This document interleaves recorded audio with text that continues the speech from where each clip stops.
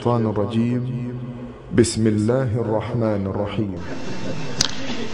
If you want to destroy the Khilafah, okay, you have to make sure that it cannot be restored. How can you take the entire world of Islam with so many ulama and ensure that not only is the Khilafah destroyed, but it cannot be restored? That's a tall order. How to do it? The answer is, you not only have to liberate the Haramain from the control of the Khalifa in Istanbul, but you have to put it in the control of those who will not themselves claim the Khilafah and will not allow anyone else to claim the Khilafah. And so long as these people keep control of the Haramain and the Hajj, the Khilafah can never be restored. Simple, isn't it? Simple, isn't it? And so that is why they had to make the trip to Riyadh to meet,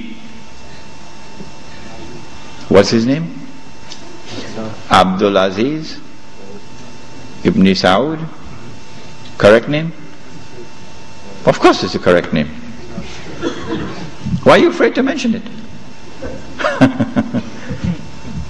But Abdul Aziz Ibn Saud did not control the Hijaz, so he couldn't command the check for £7 million. He had to be content with something less than that. So what the British offered to him was, if you would sign the same kind of agreement with us and violate the specific command in the Quran and betray Allah and His Messenger and betray the Ummah, if you will do that, we pay you £5,000 a month. Would you accept that? Abdul Aziz says yes. Yes. And in 1916, Abdul Aziz ibn Saud signed an agreement with Britain. Yes. Which made of him a military ally of Britain, subservient to Britain. But when the Ikhwan, who were his military force, questioned him, how can you sign this agreement with Britain? And how can you accept this money from Britain, £5,000 a month? Abdul Aziz ibn Saud says, this is jizya.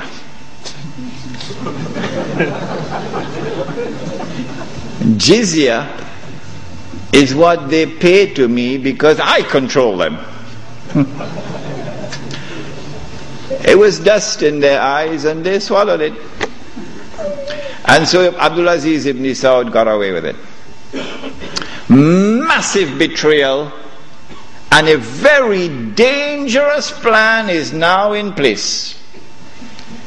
As soon as the Khilafah is destroyed, that Abdul Aziz ibn Saud will be given what is known as the green light, something that Saddam Hussein knows about, the green light.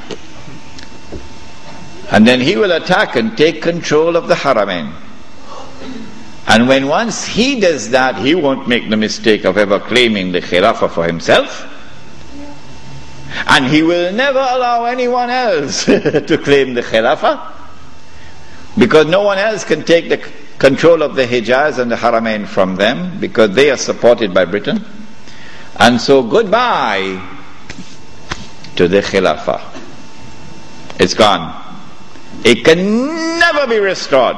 Never, never, never be restored. So long as Britain and the United States of America underwrite the security of the Saudi state, you can never, never, never restore the Khilafah. By 1919, the Ottoman Empire was in shambles, falling apart.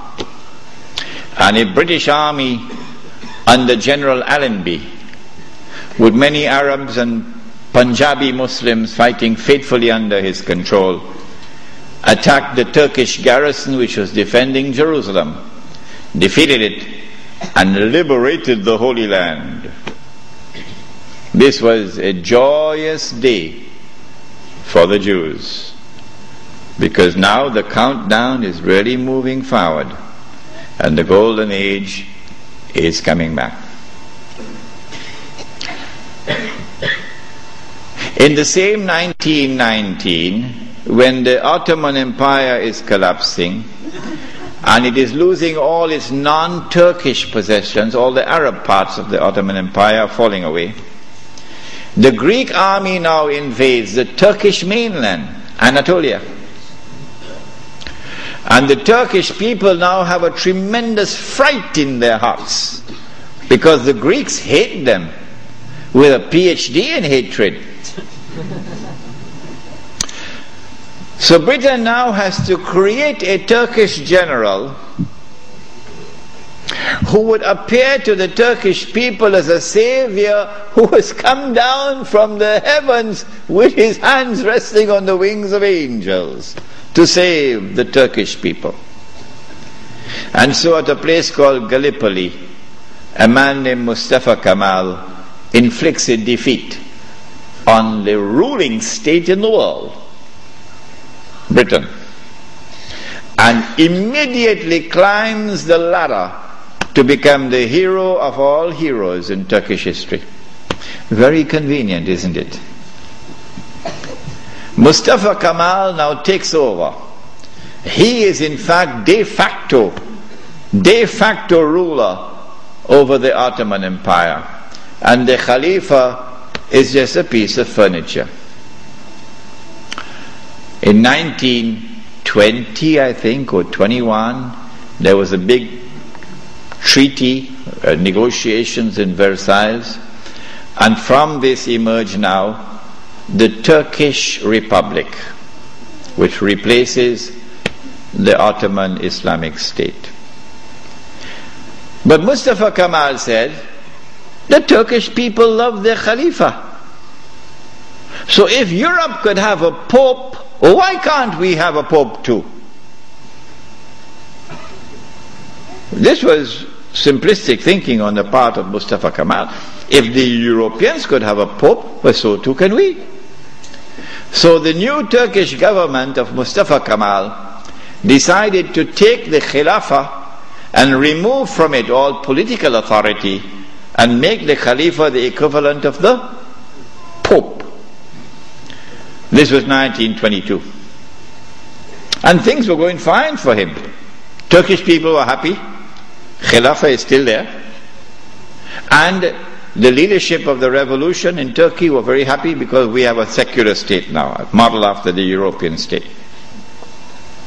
But in 1924, on the 3rd of March, suddenly Britain demanded, of course this is secret, they wouldn't reveal it, Britain demanded of Mustafa Kemal that he must abolish the Khilafah. The demand came from Britain. And on the 3rd of March 1924, the Turkish Republic abolished the Khilafah. The question we have to ask is, why did they do it when there was no need to do it? Nothing. It represented no threat whatsoever to the secular Turkish Republic. The answer for the abolition of the Khilafah on the 3rd of March 1924 is located in a place called India. But even the Indian scholars of Islam are not aware of it. Even they are not aware of it. When the attack on the Khilafah was taking place in the 1916, 17, 18 period, then Indian ulama, at that time the Indian Muslim community was one of the most influential Muslim communities in the world. And the Indian Muslim community was led by leaders who knew Islam and lived Islam. Men like Maulana Muhammad Ali Jawhar, Maulana Shaukat Ali, Maulana Sayyid Sulaiman Nadwi, Mufti Kifayatullah, men who knew Islam and lived Islam. And they wanted to get rid of British imperial rule in India. So that when they got rid of the British, they could restore Islamic rule over Muslims. That's all they wanted. Get rid of the British and restore Islamic rule over Muslims. And they realized that they can mobilize the Muslim masses of India over this issue of the Khilafah, because everybody loved the Khilafah. And so they established a movement which they call the Khilafat movement, Harakatul Khilafah, the Khilafat movement. When they established the Khilafat movement and it began to mobilize the Muslim masses, the body which was sleeping is now waking up for revolutionary struggle to preserve the Khilafah in Istanbul. The leader of the Hindus realized, but wait a minute, the Muslims want the same thing that we want.